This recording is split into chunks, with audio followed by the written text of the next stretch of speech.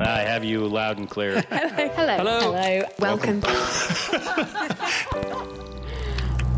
Science. And that is to say, physics, Medicine. nature, or Space. Time. The brain. Life. The universe.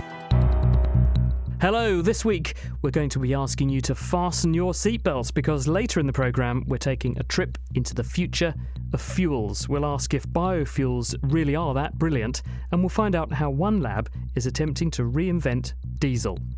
Plus, new research that could help to unclog arteries and the data storage solution that operates at the scale of individual atoms. I'm Kat Arney. I'm Chris Smith, and you're listening to The Naked Scientists. The Naked Scientists podcast is powered by ukfast.co.uk.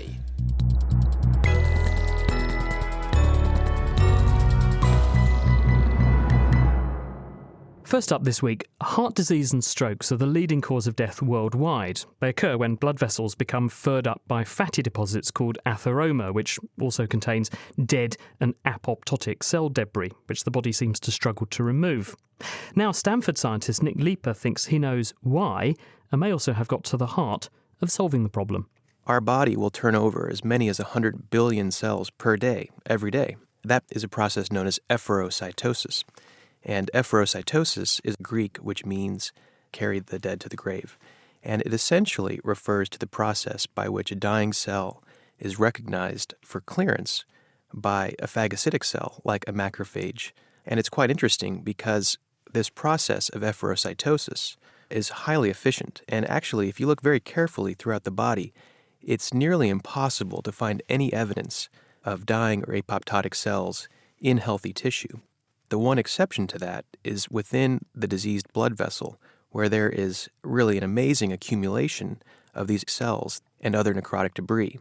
And previously, we didn't quite understand why these cells were accumulating and not being cleared by the macrophages and other cells that seem to be so efficient at clearing cells elsewhere in the human body. So if one looks around the body, every day the body is turning over, renewing, getting rid of dead cells and making new ones. And there's no evidence of the debris left behind. But for some reason, it doesn't get cleared away properly in the walls of blood vessels. And this is what leads to the progressive narrowing of blood vessels and therefore their ultimate blockage. That's exactly right. And previously, our laboratory had decided to pursue the top GWAS locus for cardiovascular disease. GWAS stands for Genome-Wide Association Studies, and this is work that was made possible by the Human Genome Project, where investigators could look for the first time across the full genome to identify hotspots on the chromosomes that are associated with risk for heart attack and stroke. And we found that the top inherited locus for cardiovascular disease was associated with a novel pathway. People who are born with these genetic variants seem to have reduced expression of a so-called eat-me ligand. And this is a molecule that is expressed on the surface of a dying cell that makes it edible and appealing to these phagocytic cells like the macrophage. And we began to wonder if this was the driver of the accumulation of this debris in the growing atherosclerotic lesion. If that's true, why are cells in the rest of their body nonetheless cleared up efficiently then, if they're less digestible? Well, that's a great question. Investigators have long known that there is the presence of an inflammatory molecule called TNF-alpha that seems to accumulate and be responsible for growth of the diseased vascular plaque. Now, in the current study, we found that TNF-alpha seems to drive the expression of a don't-eat-me molecule. This molecule renders a cell inedible, and so we think that in patients with developing atherosclerotic plaque, local inflammation is driving expression of this anti-efferocytic molecule that's rendering the cells inedible and unable to be cleared. You're suggesting that blood vessels, when they're injured or damaged by disease, release inflammatory chemicals, including this chemical TNF-alpha, and that then turns on a don't eat me signal in the cells that are accumulating there, so they're not cleared. And that leads to the progression and build-up of cells and cell debris in the walls of arteries, narrowing them. That's exactly right. And now we understand that this TNF-alpha promotes this don't eat me signal, and this seems to make the cells inedible. It's almost like it's providing a cloaking device for these cells so that when they die, they are invisible and unable to be cleared.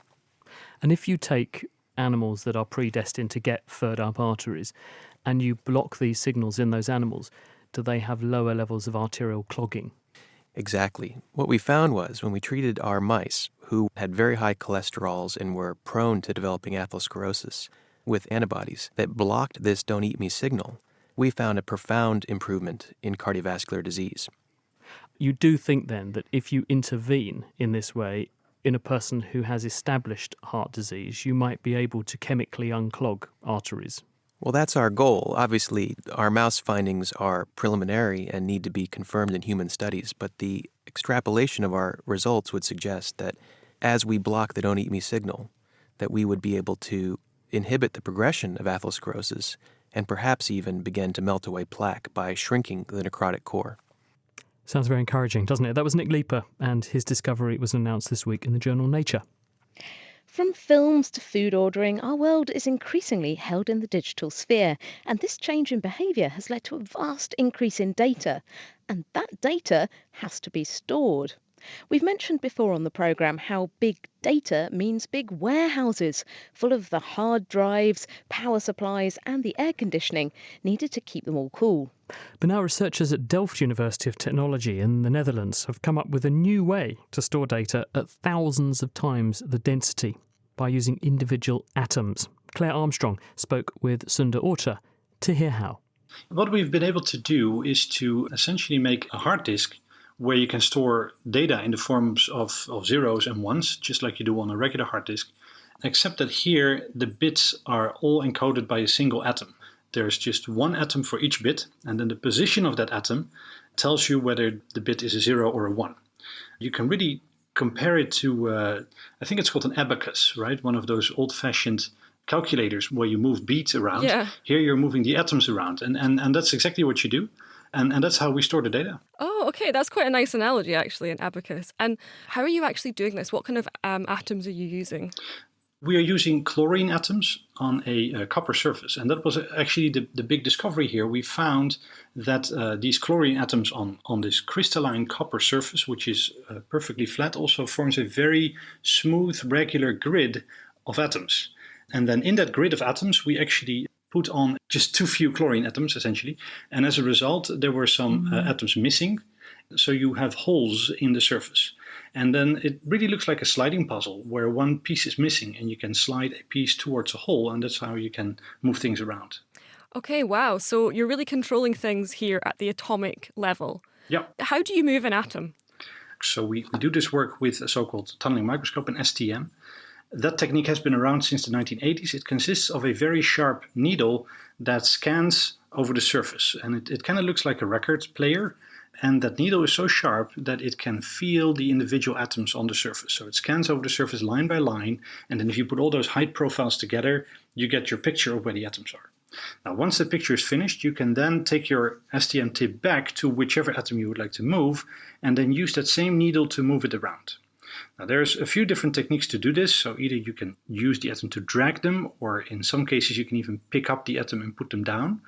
But in this particular study, we found that we just needed to bring down the tip, and as a result, we inject a current basically in the atom that we want to move. And that current is in the order of a microamp, which sounds like a very small number, but is an enormous amount of current for that single atom. And that causes the atom locally to heat up a bit, and that gives it enough energy to make the jump to the neighboring empty site where it then goes to. Okay, so by using this very sharp needle and the current, you can push the atoms around, and by pushing them to different positions, that means you're storing different types of data. How fast can you read and write to this new hard drive? Right, yeah. So there we come to the slightly less good news of this whole achievement. The read and write speed is still very slow. We actually didn't optimize to get to the fastest read or write speed yet. So at the moment, in order to read the kilobyte, we would need an hour. In order to rewrite it, we would need 3 hours. So that is almost ridiculous when you compare it to speeds that we normally have on a hard drive. However, the dynamics of these atoms are ultra fast, right? So in principle, there is no limitation why this could not be sped up to, let's say, a megabit per second as we see on a hard drive. However, I do recognize that there is quite a lot of technological barriers to be taken here. So it will definitely be a long time before we get there. Data storage is, to my opinion, just an example here. It's a demonstration of what we're able to do. But I think there's a much more profound message here, which is that we have been able to manipulate the world on a scale that was just impossible before. So we humans have now been able to build things on a scale of individual atoms. And if you think about it, that would eventually enable us to perhaps even tinker with how materials work and what kind of properties materials have. If we could really choose ourselves where the atoms go, we could build all kinds of circuits maybe on the atomic scale. And I don't know what the possibilities will be in future, but I'm sure that it will be way cooler than just data storage. Data storage is just a bit of a lame example in that sense. And by lack of any imagination, it's the best we can show, but there will be much more than that. 1 kilobyte an hour. Whew, that could give my home internet connection a run for its money. That was Sundar Orta, and he was speaking with Claire Armstrong about the work that he and his team published in Nature Nanotechnology this week. Hello, Greya here from Naked Astronomy. I wanted to say hey and tell you about my new podcast. It's an awesome audio adventure into the big black cosmos that we inhabit. What's out there? How did it all begin? And what will happen in the end? Presented and produced by yours truly. You can find it on most podcasting platforms. Just search Naked Astronomy. You're listening to The Naked Scientists with me, Kat Arney, and with Chris Smith. Still to come, the wild birds that lead hunters to honey in return for a treat, and what are the fuels of the future. But before that, it's time for this week's myth conception, for which, Kat, you have joined the space race in search of the truth. Well, yes, as British astronaut Tim Peake settles back into life here on Earth, he'll probably be using several objects and materials that will be familiar to him from his time in space, which were invented by NASA for their space missions. Maybe he's strapping on trainers with Velcro fastenings to go for a run, or frying up some breakfast in a Teflon-coated non-stick pan. Well, whatever he's up to, the real story is that although it's widely thought that Velcro and Teflon were invented by NASA for use in the space program, they actually weren't. Let's start with Velcro. It's true that the 1960s Apollo missions probably did more to popularise this useful material than anything else at the time, using it to secure items in spaceships under zero gravity, as well as fastening suits, sample collection bags, and much more, particularly in the famous 1968 moon mission. But Velcro was actually patented in 1955, after being invented by a Swiss engineer named George de Mestral in the late 1940s, long before the space program really got going. He was out walking his dog one day and noticed that the poor thing was getting little seed pods or burrs caught in its fur. Looking more closely, he saw that the pods were covered in tiny hooks, which were locking into hairy loops in the furry coat of his pet, but could still be pulled off relatively easily. De Mestral then set about perfecting a two-component fastener system, with one part covered in tiny hooks and the other covered in soft loops. He called it Velcro, short for velours crochet, the French for velvet hook, and it soon became widely used for all kinds of domestic, industrial and military purposes, including heading out into space. Then what about Teflon? Widely used by NASA and other space agencies in heat shields, space suits and other structures and equipment, it's also a commonly held belief that NASA invented the stuff too. But like Velcro, its invention predates the space race. Discovered by accident by DuPont Company scientist Roy Plunkett in 1938 while he was researching chemicals called chlorofluorocarbons, Teflon was first made when Plunkett stored some canisters of tetrafluoroethylene gas at low temperatures to use for a chemical reaction at a later date. When the time came for his experiment, Plunkett was baffled to discover that the containers were no longer full of gas, but instead contained a white powder with some very unusual properties. It was resistant to heat, it didn't react with other chemicals, and it was also very slippery. Unexpectedly, the molecules of tetrafluoroethylene had joined together, or polymerized, to create the world's first Teflon. And while it's tempting to believe that the stuff coating your non-stick frying pan has its origins in rocket science, sadly it's not true. However, there are many useful devices and technologies that were invented by NASA that have made their way back down here to us on Earth. For example, pressure suits, based on astronauts' anti-gravity G-suits, are now being used to treat women who suffer from severe bleeding after giving birth, a problem that claims around 70,000 women's lives every year, many of them in the world's poorest countries. And the miniaturised cameras developed by NASA's Jet Propulsion Lab in the 90s, known as CMOS sensors, are used in most of the world's camera phones today. So while you're busy Snapchatting, Instagramming, or just chasing Pokemon around the place, spare a moment to be grateful for this truly space-age technology. And I'm sure there are many more amazing inventions to come. Thank you for that one, Kat. Meanwhile, if you've come across some suspicious-sounding science that you'd like us to probe into for you, you can email your questions to chris@thenakedscientist.com. Last month, in case you somehow managed to miss it, the UK voted to leave the EU. Now the dust has settled a bit, conversations are starting up around what this means for things like UK research. And this week, a number of the country's leading scientific institutions have issued a joint statement setting out what they regard as the priorities needed to ensure that the UK remains a world leader in the scientific arena. I went to see Venki Ramakrishnan, who's the winner of the 2009 Nobel Prize for Chemistry, and he's also the current president of the Royal Society, which was one of the entities behind this week's statement. Before Brexit, the science community received quite a lot of funding from the EU. It amounts to about 10% of academic research funding.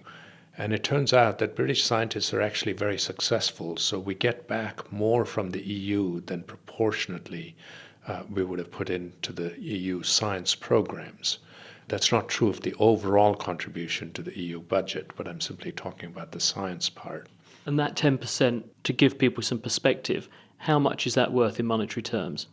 I think it's about 6 billion or so. So it's a big slug of money. It's a big chunk of money, but it is 10%.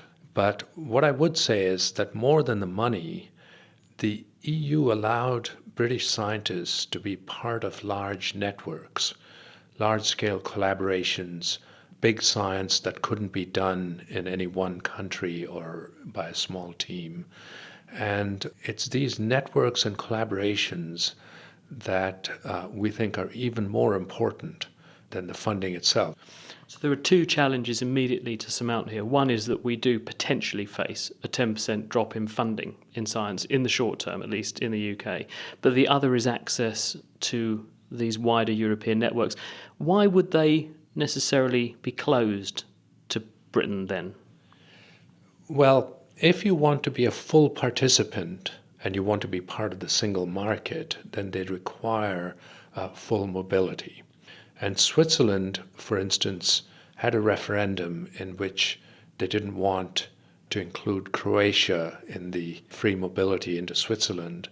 And the EU responded very promptly by cutting them off from many of the EU science programs.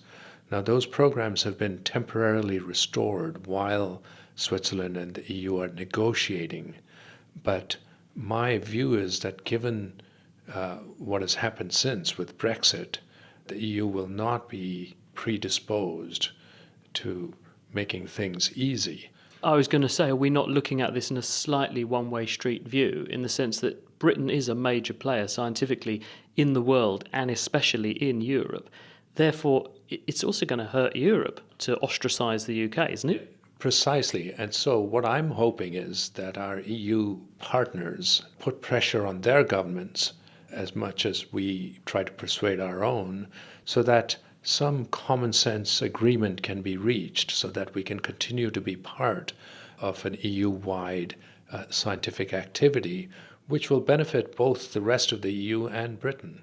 If one looks at the big-scale projects in Europe, things like the Large Hadron Collider, which have investment from multiple entities across the European Union, actually that's not under the direct jurisdiction of the EU, is it? So actually, that they couldn't turn around and say to us, well, you're not in the club, you can't now be part of the LHC.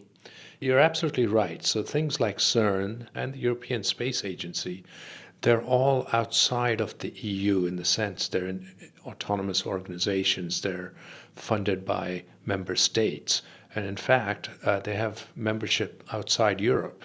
But the reality is that the EU actually funds programs for scientists to get together to to plan some of the use of these large facilities and so on. And it's these participatory networks that we could be shut out of. You're the president of the Royal Society. Have you had Downing Street or equivalent on the phone to you saying, what do we do about this? We have had conversations. I've had a letter that was copied to me from the Prime Minister's office. I've had discussions with various people. And there does seem to be a general agreement that science is very important to the UK, and they intend to try and make it work. So I would say I'm cautiously optimistic at this stage that this government is very well aware of the importance of science and innovation. And in fact, in a post-Brexit environment, I would argue that if we want to thrive as an economy, it becomes even more important, because we don't necessarily have a guaranteed arrangement as we would have had within the EU. And so I'm hopeful that the government will act in a way that tries to preserve these interactions, tries to preserve our ability to recruit some of the best talent, both from Europe and around the world, and also make sure that the overall science funding is preserved. Because after all, if the argument that the Brexit people made was that we would save money by leaving the EU, well, some of that money could go back into science. And hopefully science communication as well, and that would turn Brexit into Brexcellence. That was the Royal Society's President Venki Ramakrishnan. He's keeping our fingers crossed. The honey guide is a wild bird native to Africa and Asia. Incredibly, these wild birds naturally respond to calls from human honey hunters and lead them to bees' nests. The people subdue the bees and get the honey, while the birds take the leftover wax. Connie Orbach spoke with University of Cape Town researcher Claire Spottiswoode, who's been out to Mozambique to study the phenomenon.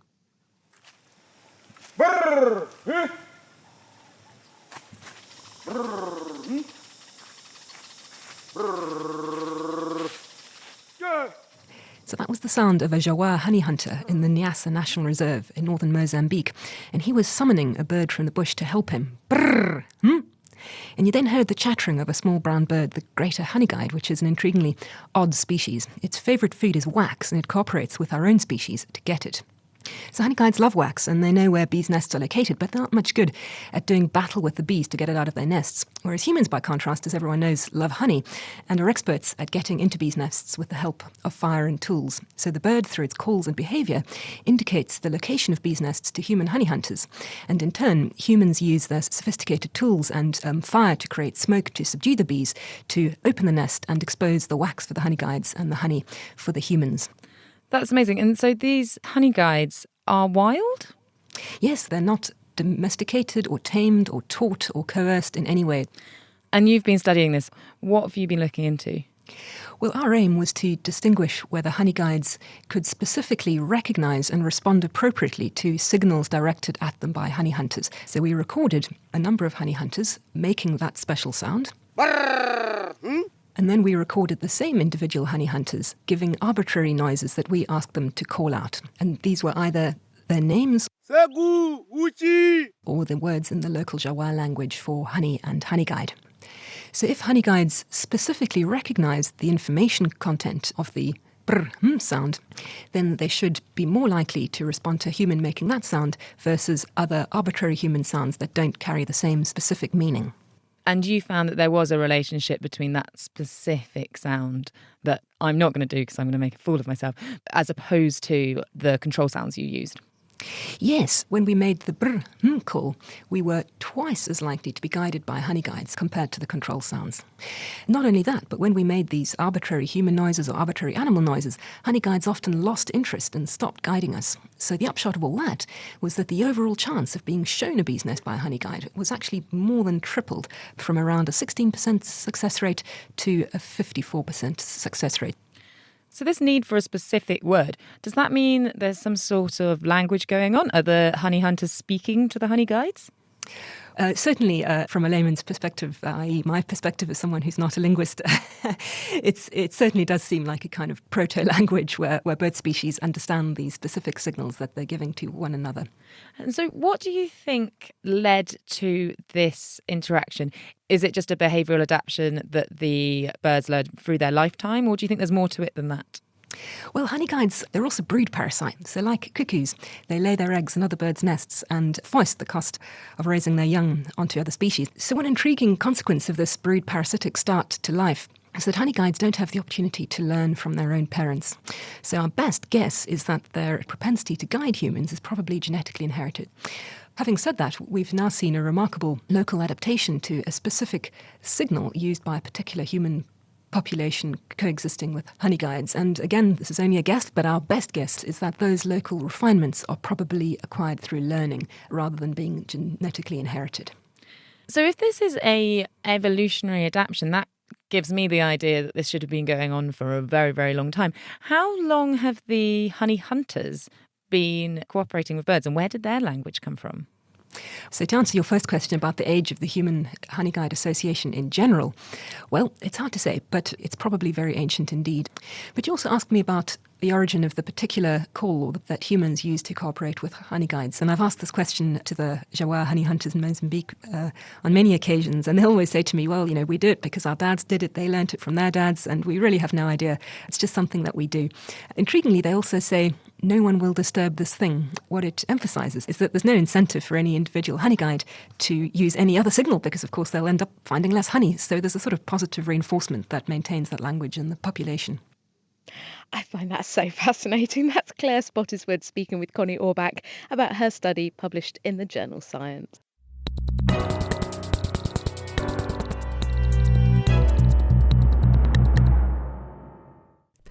You're listening to The Naked Scientist with me, Chris Smith, and with Kat Arney. If you'd like to get in touch, you can email chris@thenakedscientist.com. Now, we're moving on to the main part of the show and a look at the fuels of the future. The company BP predicts that 88% of transport will be fueled by oil until at least 2035. But the sorts of fuels we'll be using and how we transport them are changing. And this week, we'll find out how. But first, what actually goes on under the bonnet of a vehicle powered by a combustion engine burning petrol or diesel?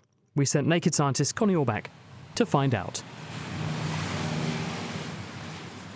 Like many people, I've got a car, and I actually used to drive a lot for my old job. But despite my absolute reliance on gas guzzlers, I've never actually known how they work.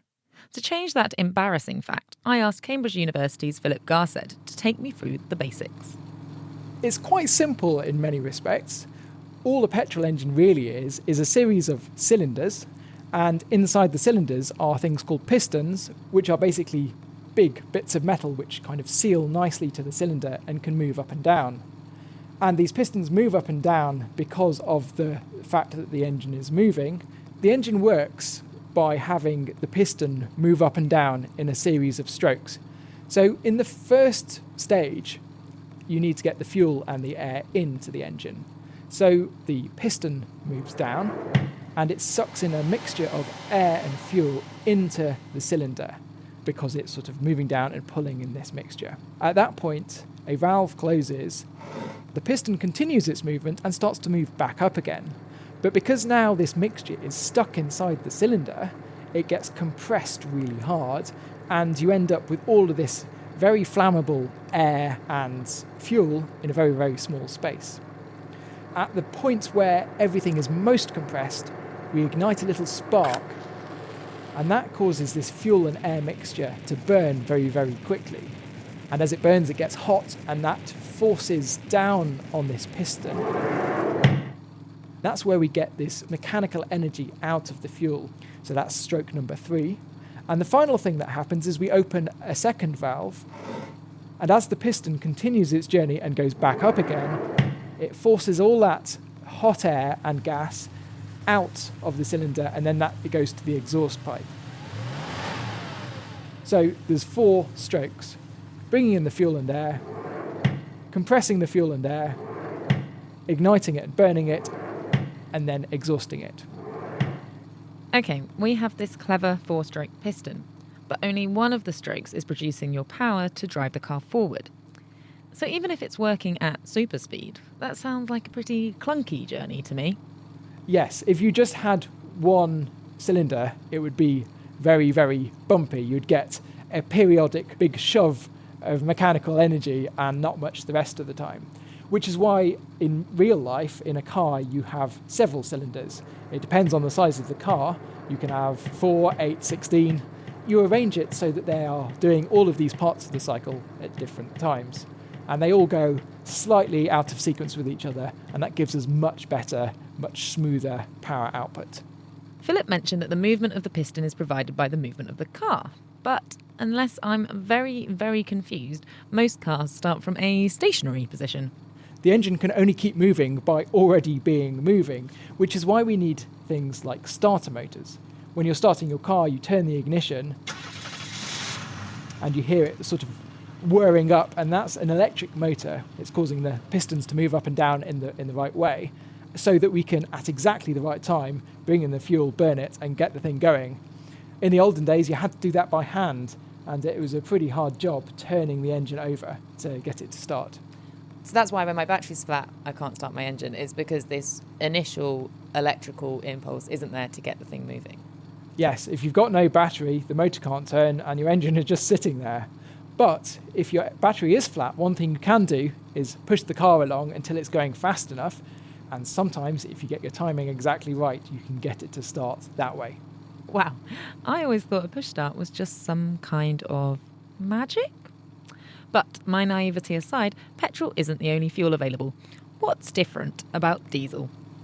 In some ways it's quite similar. A lot of diesel engines have this 4-stroke idea, but what you do with the fuel is a little bit different. Because diesel engines tend to use a heavier fuel, it means that there's a bit more energy in the fuel itself for a certain amount of it, but it's a bit harder to get that energy out.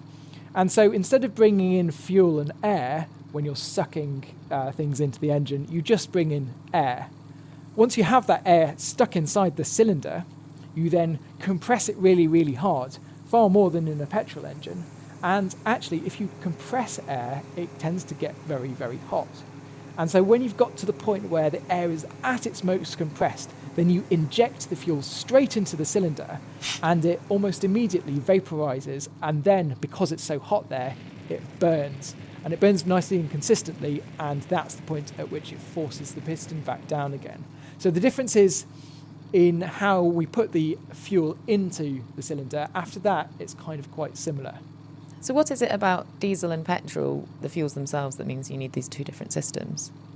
Well, petrol is basically a lighter kind of fuel. It evaporates more easily, whereas diesel is much heavier, but it stores more energy. So petrol engines are good because they have fewer pollutants, they tend to be quieter. Diesel engines, you can get much more energy out of them. So they're good for really big, heavy-duty engines. So diesels, though we have them in cars, you're more likely to see them in, lorries and trains and things like this? Yes, it would be very unusual to see a petrol train or lorry. Mostly they use very, very big diesel engines. Philip Garr said there with a look inside the combustion engine. As Philip said, diesel and petrol engines work in different ways, which means that they need totally different types of fuel. But here's the problem. Engineers and petrochemists are predicting that within the next decade or two, petrol will no longer exist. We'll all either be behind the wheel of an electric car or driving large transporters powered by diesel. So what is going to happen to the 20% of crude oil chemicals that currently go into making petrol? You can't just add them to diesel fuel because the present generation of engines can't burn them. So researchers at the King Abdullah University of Science and Technology, KAUST, in Saudi Arabia, are developing new forms of fuel and new diesel engine designs that can burn them. Combustion scientist Mani Sarati showed me around. So we're working closely with industry here in Saudi Arabia as well as around the world to look at how we can maximize the usage of fuels that are generated from a barrel of crude oil. Right now, crude oil is used to make gasoline fuel for light-duty vehicles and diesel fuel for heavy-duty vehicles. In the future, we see that light-duty vehicles will be running probably on electricity. As a result, there's going to be an oversupply of gasoline. And our goal as a research center is to make sure that fuels like gasoline, we call them naphthas, can be utilized in diesel heavy-duty applications. In the refinery side, we actually want to minimize the amount of refining steps, because the less refining you do, the less energy intensive it is, but less refined fuels will not also work in a conventional diesel engine. So at the same time, we're trying to promote a new type of diesel engine application. We call it a partially premixed compression ignition engine. The diesel engine operates in a slightly different mode so that it can burn a larger variety of fuels. The first step is we need to understand what the engine wants. For that to happen, we need to really understand the combustion process in the engine. So these new types of premixed charge compression ignition engines require fuels to auto-ignite with some specific properties. We call that auto-ignition property the ignition delay time.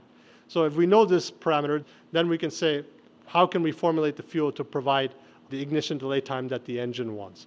Is that what you're doing in here? Yes, so my colleague operates this shock tube lab, looking at how fuels would behave, different types of fuels at different temperatures, different pressures, and varying mixture fractions of fuel and air. Should we take a look? Sounds good.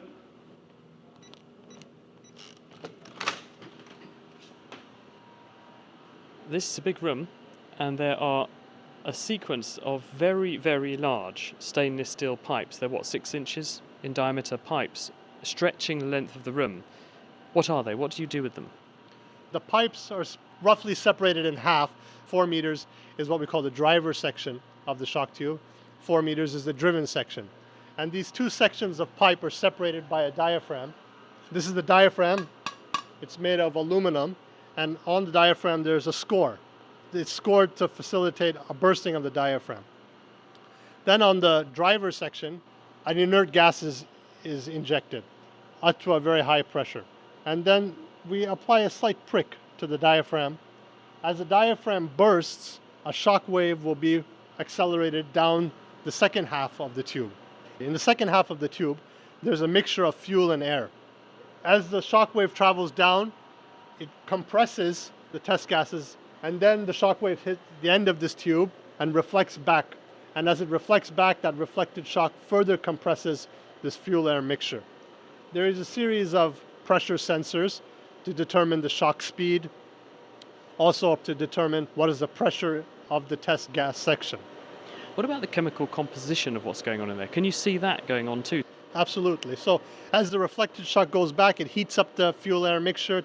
The fuel starts to oxidize and undergo various reactions. These can be captured by a number of diagnostic techniques based on lasers. And by shining laser light in, are you relying on the fact that certain colours or wavelengths of laser light will be absorbed by certain chemicals that are being produced by the reactions? That's pretty much what happens. Different molecules are going to absorb different wavelengths of light. So we have a spectral database which tells us CO2, hydrogen peroxide, carbon monoxide, different types of hydrocarbons, which are the intermediates of a combustion process. And then you have detectors tuned to detect light coming out at the other end. And then it's a simple relationship, what we call Beer-Lambert's law, which relates the absorption with the concentration of the gas in the test section. And we can monitor this over about 1 microsecond. The thing is, a big 6-inch caliber stainless steel tube is not, however, an engine. It's not replaceable for the real thing, but what it's really good for is making sure our models work well. Now we have accurate chemical kinetic models for our fuels. We can take the fuel formulations which we've tested here, and we can go and test them in our engine facility.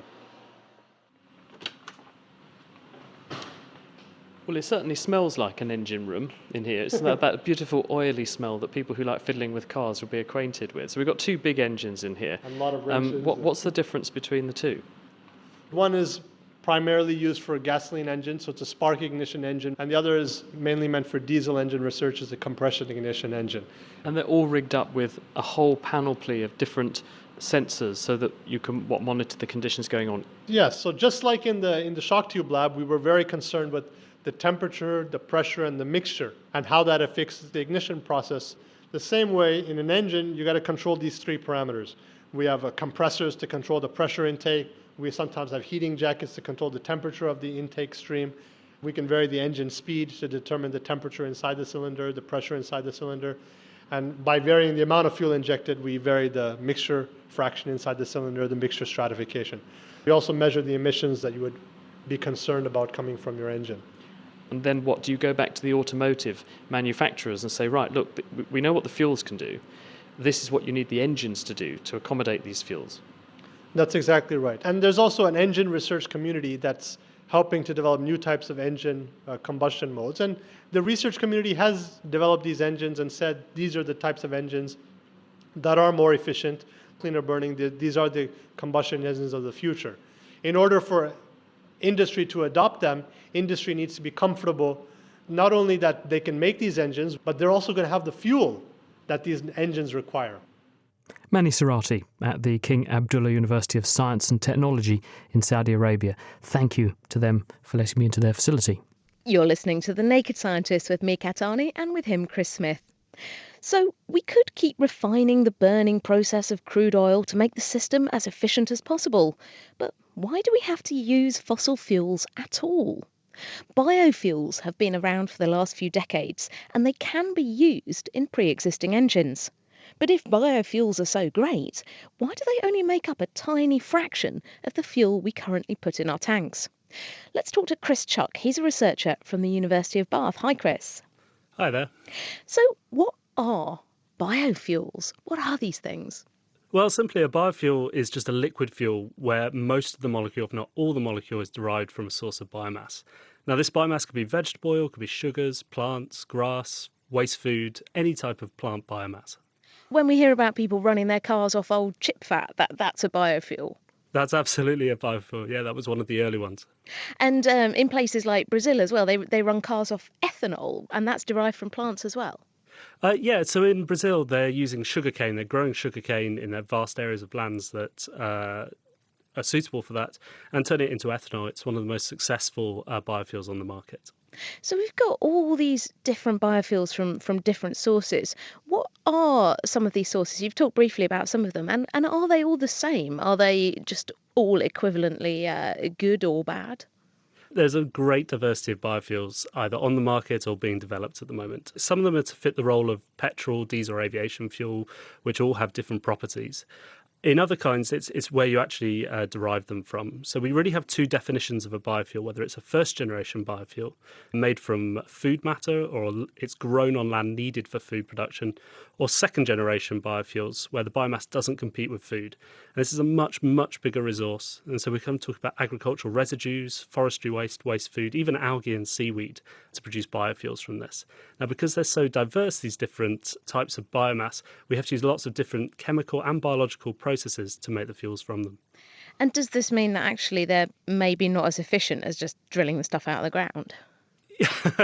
Yes, it very much depends on what land area you've got to grow them on, what's in place in terms of the infrastructure to make them. For example, bioethanol from sugarcane has been very well developed in Brazil and is actually a lot of the time, depending on the cost of a barrel of oil, cheaper than petrol on the market there as well. But most of what's limiting biofuel manufacture at the moment is actually the cost implications. There is this question, though, because it's being estimated that the fossil fuels that we have for car fuels and that kind of thing, we've probably got a little bit more than we thought we had.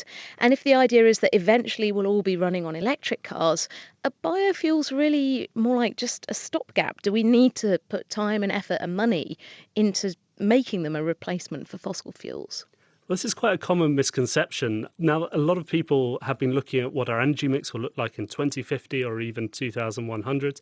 Everyone disagrees entirely on the numbers and what it's going to be made up of.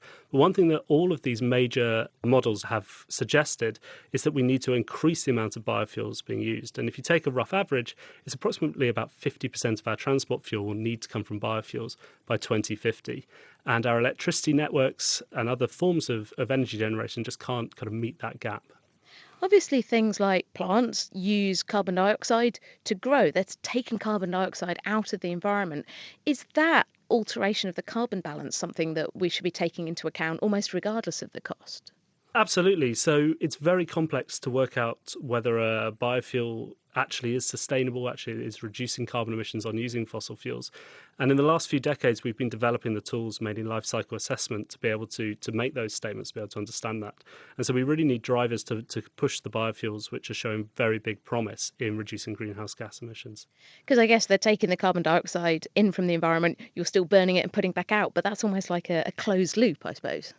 Absolutely, but then you have to work out how much energy are you putting in transporting the biomass, drying the biomass, using the fertilizers even to grow the crops. So you can have enormous energy inputs without really counting them unless you're careful. It's very important that you kind of assess exactly how a biofuel is made, from growing it in the field all the way to the emissions when you've burnt it. And just very briefly, are biofuels already out there? You know, could I be putting biofuels in my car or using biofuels in a way that I maybe don't realise? Absolutely. About 5% of total transport fuel in the world is now biofuel. But ultimately, you are using them, and you probably use them today already. They're doped into fuels at a few percent just to get them into the infrastructure. And so there's not a great choice that you can say, I'm going to use biofuel, not use biofuel. It's more a percentage in the fuels that we already use. Thanks very much. That's Chris Chuck. He's a researcher from the University of Bath. And judging by its smell, I've always wondered if my car does run on chip fat. Now, biofuels aren't the only alternative to petrol and diesel. Natural gas is also an established technology. We know it works very well. And because it contains more hydrogen relative to carbon, the resulting emissions can be cleaner.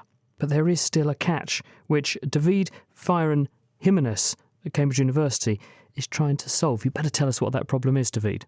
So the main problem with using natural gas is that it's a gas, it's not a liquid, so you need to use extremely high pressures in order to store this amount of energy you need for vehicles.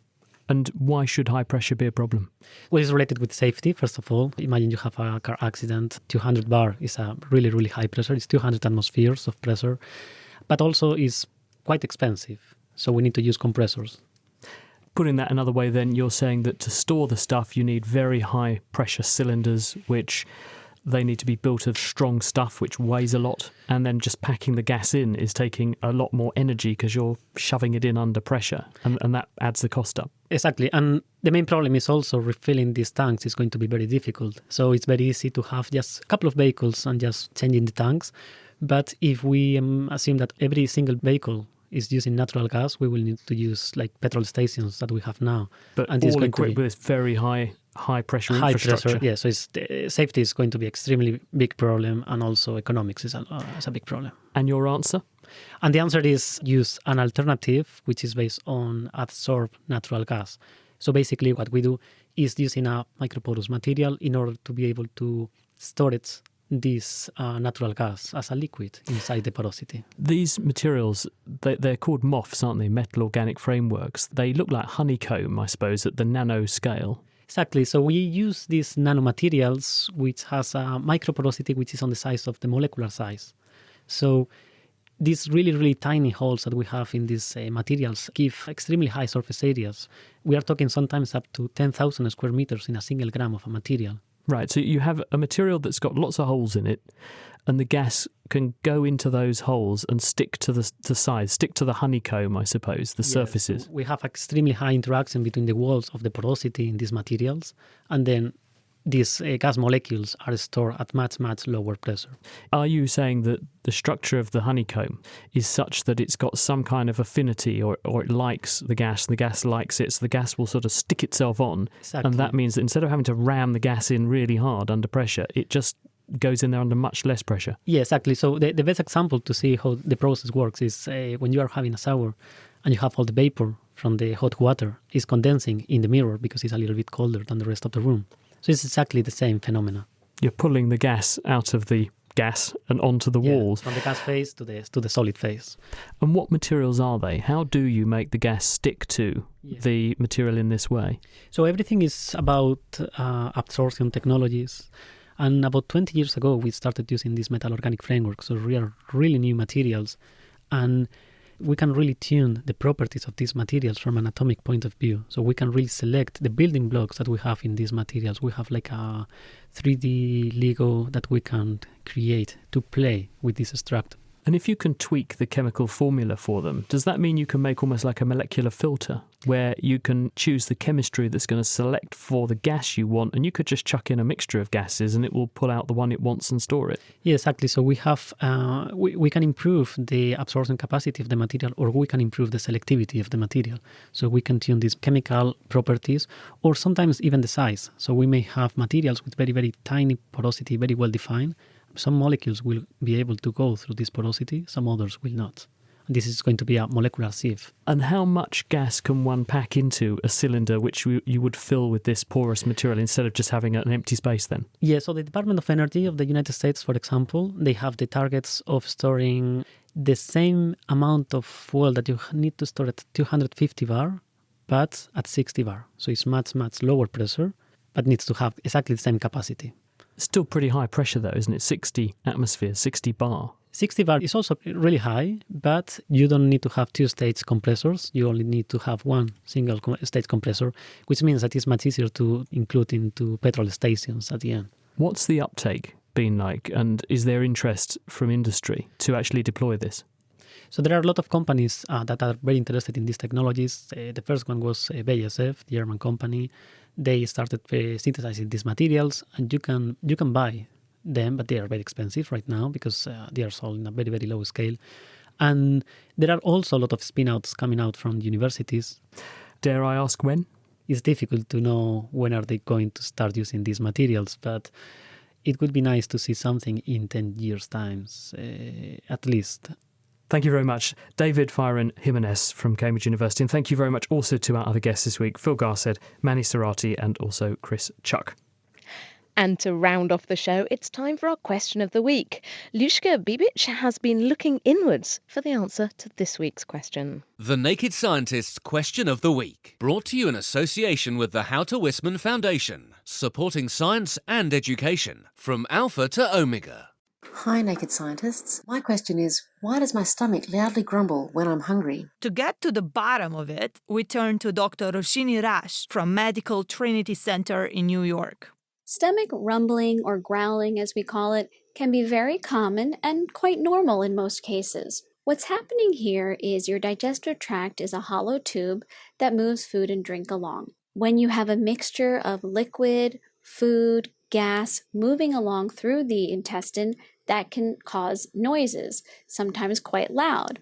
Now, when we're hungry, our brain sends signals to our stomach to secrete juices, so that's a liquid. It also sends signals to our intestine to start contracting, moving those juices and air along. And because this hollow tube is empty at this moment, the noises are more amplified and you might hear them more. Roger that, Doc. What about if these loud stomach noises come to the point that it's quite embarrassing? Now, if you're hearing more noises than usual when you're hungry or anytime during the day, and it's something different from your normal pattern, you may want to have this investigated with a doctor, because occasionally increased bowel sounds, as we call them, or noises from your intestine, could be a sign that you're not digesting your food properly. If you're not digesting food properly, more gas can be released, and then this can cause more noises being generated when the muscles of the intestinal wall are contracting and causing what we call peristalsis, which is the motion of food and liquid being moved along the hollow tube of your digestive tract. So either fill the stomach or give your belly the room to process and break down your food properly. Is there any other way to quiet the beast? Certain foods can produce more gas, which in turn can produce louder noises. Things like beans, cauliflower, cabbage, broccoli, foods or drinks that contain lactose, gluten, or wheat for certain people. These may also cause more stomach rumbling. So if you're having an issue, you may want to try cutting out some of these foods and see if you notice a difference. Even something as simple as chewing gum causes you to swallow more air, which then in your intestine can cause more noisy peristalsis. But no worries. There's always a silver lining to everything, right, Roshini? In general, stomach rumbling is generally nothing to worry about. You may be consuming a few more gassy foods than you should be, and you might want to try cutting down on these if the stomach rumbling is really bothering you. But for the most part, it's a normal, healthy part of digestion. So just don't worry about it too much. Thanks, Roshini. Next week, we will be answering Tony's question. If we can slice the Earth in half and leave the inner and outer core intact, like cutting the avocado, what would it look like from space? From the human stomach to the belly of the Earth. If you know the answer, just send it in to chris@thenakedscientist.com, tweet @nakedscientists, or get stuck in on our forum, nakedscientist.com/forum. And that's it for this week. Thank you to our guests and Connie Orbach, who put the show together. Bring your oven gloves next time, because we're going to be turning up the temperature to find out how scientists are making the next generation of materials that can handle extreme heat. The Naked Scientist comes to you from Cambridge University and is supported by the STFC, the EPSRC and Rolls-Royce. I'm Chris Smith. Until next time, goodbye.